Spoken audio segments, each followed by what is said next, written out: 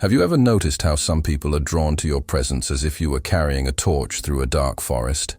And yet once close, they begin to resent you for the very light that attracted them. It's a paradox that can feel cruel.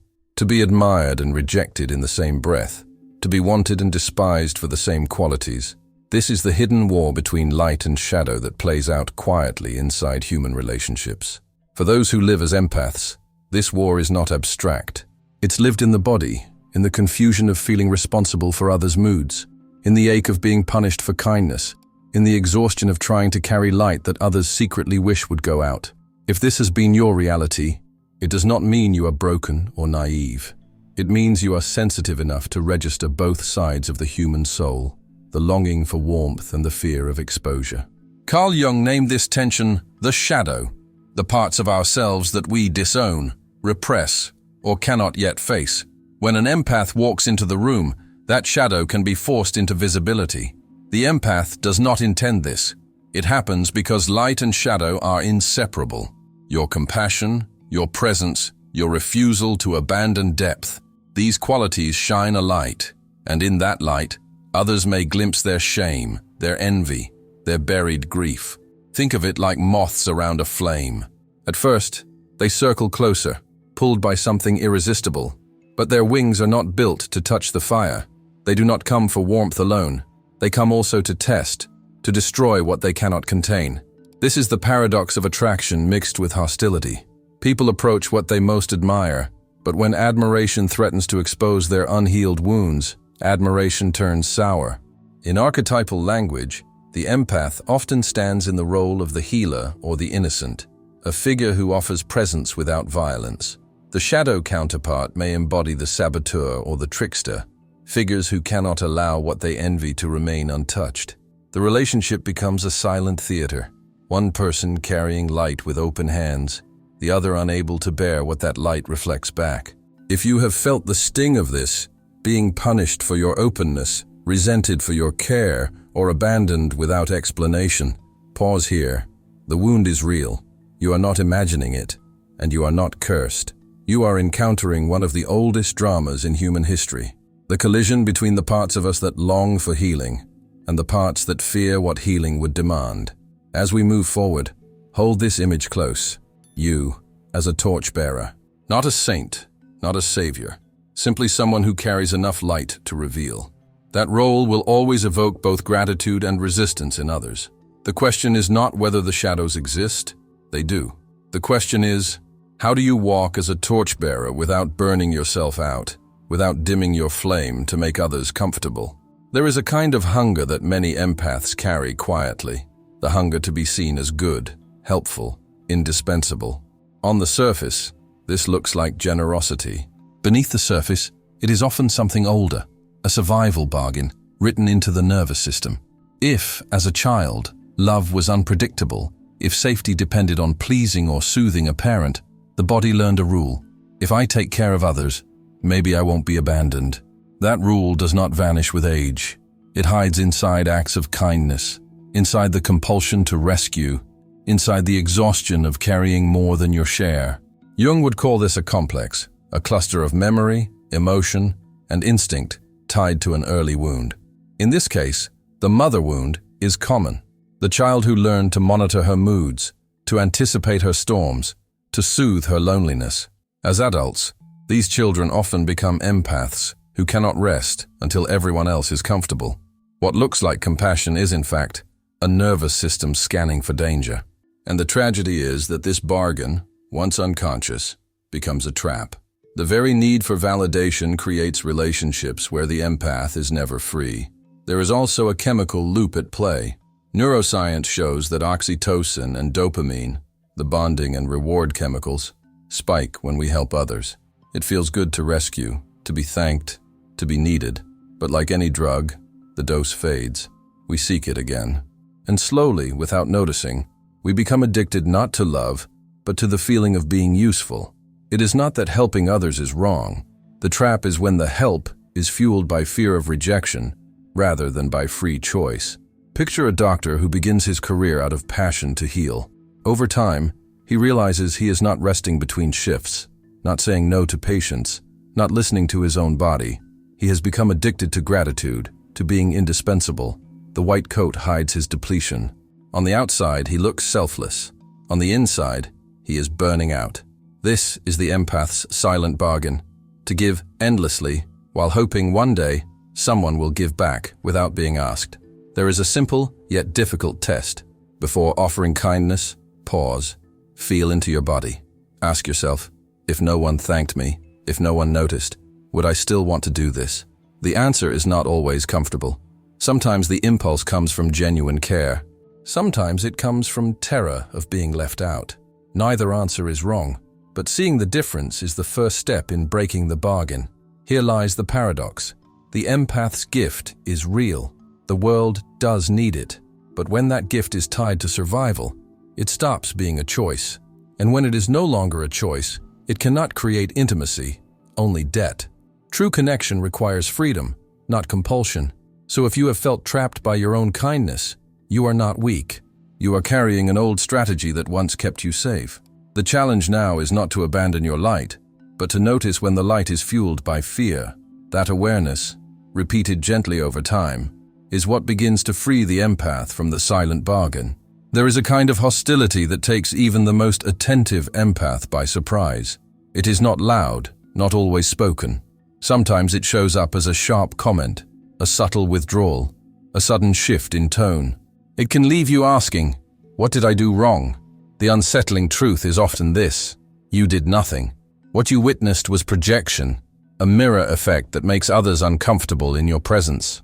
Jung taught that the shadow contains everything we reject in ourselves.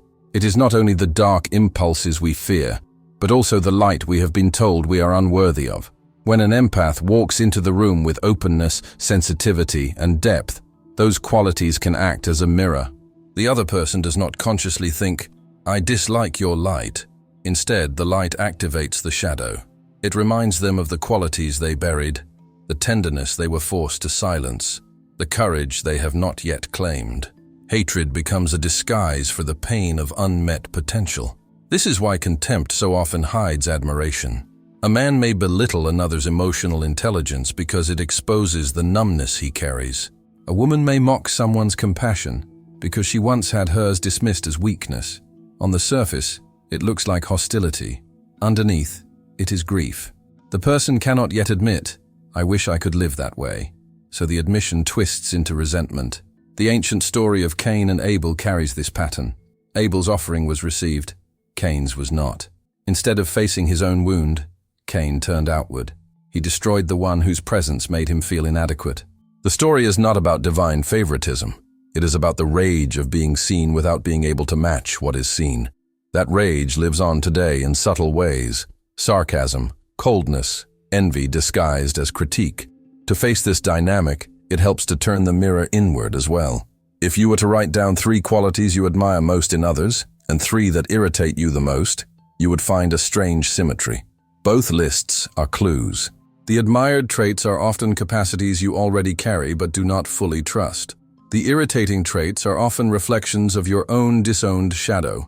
In this sense, hatred and admiration are not opposites. They are both projections, different sides of the same mirror.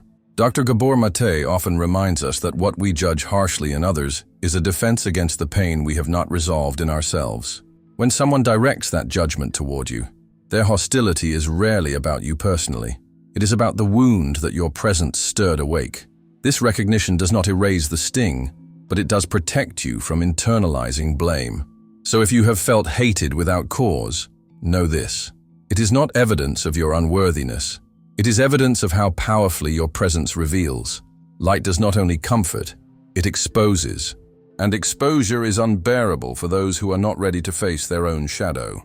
There is a certain intensity in relationships that feels magnetic, intoxicating, impossible to walk away from. For many empaths, this intensity is mistaken for love, but beneath it lies something more ancient, more familiar.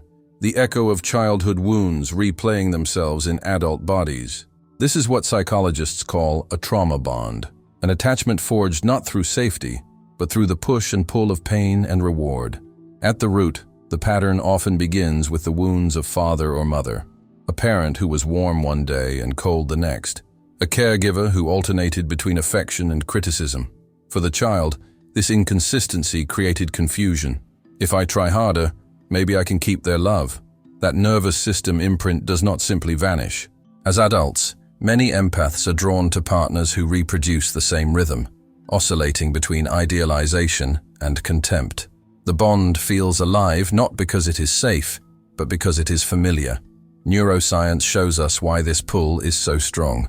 When love or approval is given inconsistently, the brain releases dopamine in sharp spikes. The unpredictability itself becomes addictive. This is the same cycle that hooks gamblers to slot machines. The possibility of reward, the tension of not knowing when it will arrive. In relationships, that chemistry is often mistaken for passion. But passion that comes only in bursts, surrounded by fear and anxiety, is not intimacy, it is chemical chaos. Many who leave such bonds describe the aftermath as withdrawal, sleepless nights, obsessive thoughts, cravings that feel unbearable.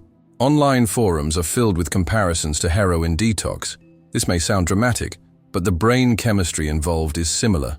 Intermittent reinforcement creates one of the most powerful addictions known, the addiction to uncertainty mixed with hope.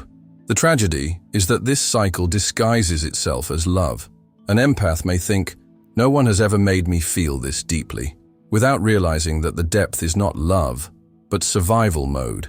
The nervous system is on high alert, constantly scanning for cues, waiting for the next moment of affection. That is not intimacy, that is hypervigilance. Breaking free does not happen overnight. It often requires treating the bond as if it were an addiction. That means reducing contact gradually, noticing the cravings instead of obeying them, and finding healthier rituals to replace the constant tension. Like any withdrawal, the first days feel raw. The absence of intensity feels like emptiness. But slowly, the nervous system begins to remember what calm feels like. And calm, though at first mistaken for boredom, is the ground where true intimacy can grow. So if you have confused chaos for closeness, you are not weak. You are repeating what your body once knew as love. The work is not to judge yourself, but to recognize the difference. Intensity may feel alive, but intimacy is what lets you rest. And rest is the one thing that trauma bonds never allow. When an empath gives endlessly, there is often a hidden cost, the slow erosion of strength, clarity, and edge. What begins as love turns into over-identification with one single role, the lover. The lover archetype is vital. It is the source of tenderness, imagination, and connection. But when the lover dominates, and the warrior and the king are silenced, balance is lost. The result is a man who feels deeply but cannot act with authority, who gives without limit but cannot say no, who confuses self-sacrifice with love. Jung's language of archetypes helps to make sense of this collapse. The lover is the part of us that longs to merge, to feel, to be close. The warrior protects boundaries, enforces clarity, and defends what matters. The king governs, decides, and brings order. When the empath abandons warrior and king in favor of the lover, he is left exposed, unable to protect his energy, unable to make decisions without guilt. He becomes pliable, not because he lacks strength, but because his strength has been exiled. Self-determination.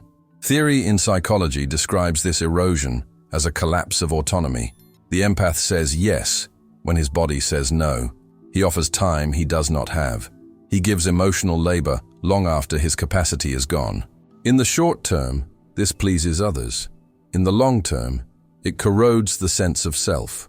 Autonomy, the experience of choosing freely, is the soil of masculine strength.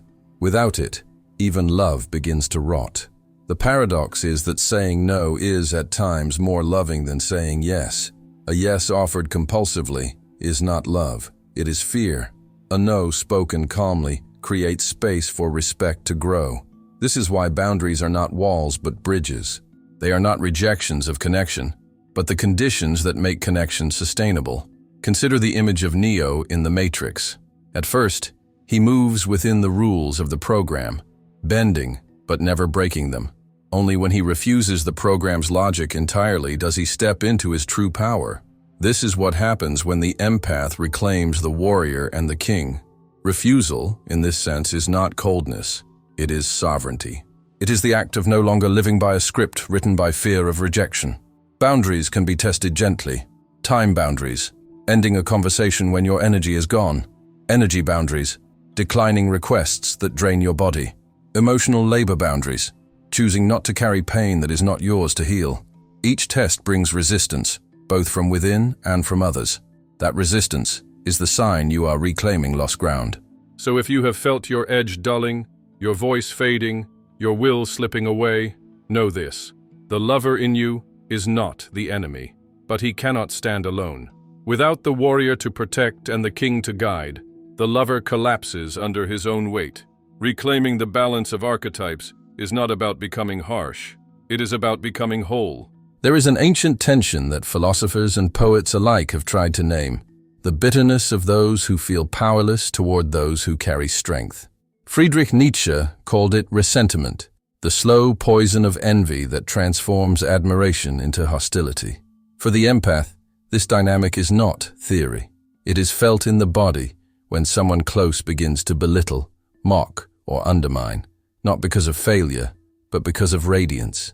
The empath's light is not simply kindness. It is presence, intuition, and the refusal to abandon depth in a shallow world. This kind of light can provoke two responses. For some, it awakens longing, the desire to rise, to grow, to remember their own buried strength. For others, it awakens resentment. Instead of saying, "I want what you have," the unhealed heart whispers, "If I cannot have it, you should not either." This is resentment, the redefinition of good and evil to protect one's own wound. Strength becomes cruelty, clarity becomes arrogance, radiance becomes pride. The empath often absorbs this resentment as guilt. Maybe I am too much. Maybe I should dim my presence. Maybe I am the problem. But the truth is different. Your light does not create hate. It only reveals the hate that was already fermenting. You are not the source of their bitterness. You are the mirror that made it visible. The myth of Prometheus illustrates this perfectly. Prometheus brought fire to humanity, a gift of light and power. Instead of gratitude, he was punished, chained, and condemned. Not because fire was evil, but because humanity was not ready to carry it without envy and fear.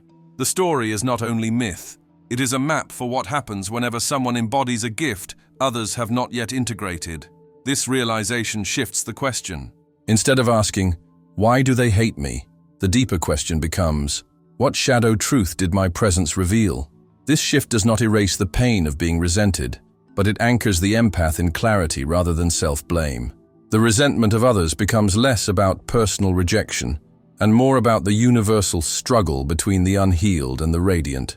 Nietzsche's warning, then, is not to fear the hostility of the weak, but to understand it. Their hostility is not evidence that your light is wrong. It is evidence that light always reveals what darkness cannot yet accept. The challenge is not to extinguish your fire, but to carry it with mastery, so that resentment does not dictate your worth. Envy cuts. Anyone who has carried light long enough knows this. The blade often comes from places you least expect. A friend, a partner, even family. To feel its edge is to feel misunderstood, diminished, even punished for being yourself. But like any blade, envy can wound, or it can refine, depending on how it is met. Think of blacksmithing. The same fire that burns uncontrolled can also forge steel when contained. The empath's challenge is not to extinguish the flame, nor to harden into cynicism, but to learn how to channel the heat. Light without mastery invites burnout. Fire without form consumes, but fire with direction forges tools, weapons, and shelter. Your presence, when carried consciously, becomes less about exposing shadows and more about standing firmly in your own. This shift requires a change in stance. Instead of shrinking to avoid resentment, stand as if the resentment itself were information. If someone's hostility rises when you are at peace, perhaps it is not your peace that is wrong, but their discomfort with stillness. If someone grows bitter when you succeed, perhaps it is not your success that wounds them, but the reminder of their own abandoned potential. Seen this way, envy becomes a mirror, not a verdict. The invitation, then, is subtle but powerful. Do not let others' shadows dictate your script. Their reactions are not proof of your flaw, but reflections of their own unfinished work. Your task is not to manage those shadows, but to tend your own flame. Carry it with steadiness. Let it illuminate without apology. Let it warm without burning you out. As this path deepens, the empath ceases to live as a victim of projections and begins to live as a master of presence. Mastery does not mean being untouched by pain. It means knowing that pain has meaning, that wounds can be shaped into wisdom, that fire can be lived with rather than feared. So as we close, hold this question gently. When you feel the sting of envy or the weight of resentment, what truth about your own strength is being reflected back to you? Sit with that question. Write it. Breathe it. Let it move through you. And if the answer feels heavy, remember, your light was never meant to make everyone comfortable. It was meant to help you see, and to help others, when they are ready, see themselves. The blade can cut, but it can also carve. May you learn to use it not against yourself, but in the service of becoming whole.